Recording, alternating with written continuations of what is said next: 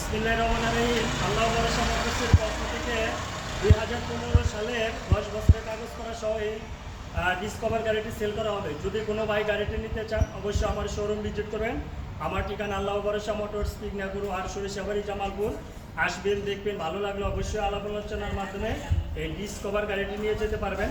একদমই super fresh, বিন্দু পরিমাণ কোথাও কোনো স্পট নাই। আসবেন, দেখবেন, ভালো লাগলে অবশ্যই আলাপ আলোচনার মাধ্যমে গাড়িটি নিয়ে যেতে পারবেন। গাড়িটা দেওয়া যায়